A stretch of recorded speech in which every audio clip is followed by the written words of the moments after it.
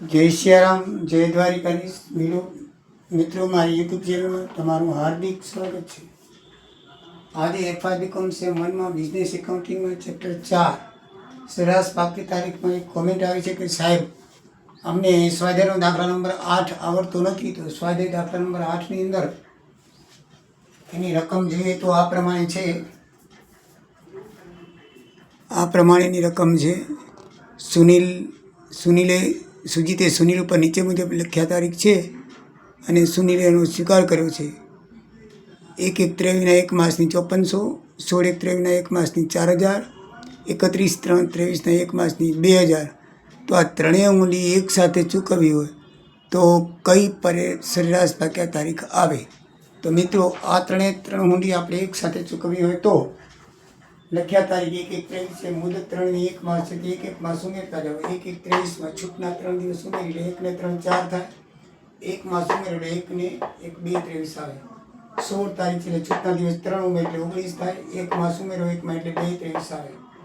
અહીંયા 31/1 છે મિત્રો, એટલે મહિનાની છેલ્લી તારીખ છે. તો 1 મહિના પછી ફેબ્રુઆરીની 28 તારીખ આવશે, પણ 3 દિવસ એ નહીં લખાય. આમાં આખરની તારીખ 31 છે તો ફેબ્રુઆરીમાં 28 લખાશે 1 મહિના પછી, અને વધારાના 3 દિવસ 28/2 પછી ત્રીજી માર્ચના તારીખ 3/3/23 પાક્યા તારીખ થાય. બરાબર ખાસ ધ્યાનમાં રાખવાનું છે.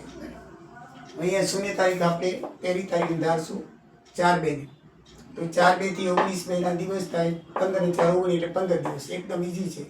તો આને આપણે શૂન્ય તારીખ ધારશું, એના 5400 દિવસ છે, ગુણાકાર 5400 આવશે.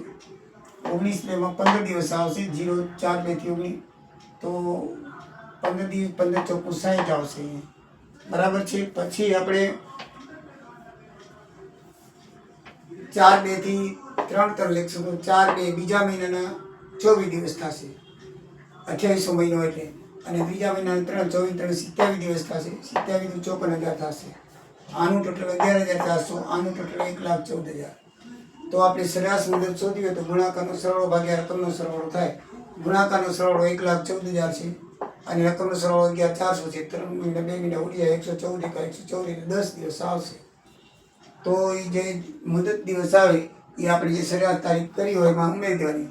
તો 4/2 છે તો 4 માં 10 દિવસ નાખી તો 14/2/23 મળે. એકદમ ઇઝી ને સરળ દાખલો છે, ના આવડે એવું કામ છે નહીં. તો મિત્રો, બરાબર છે.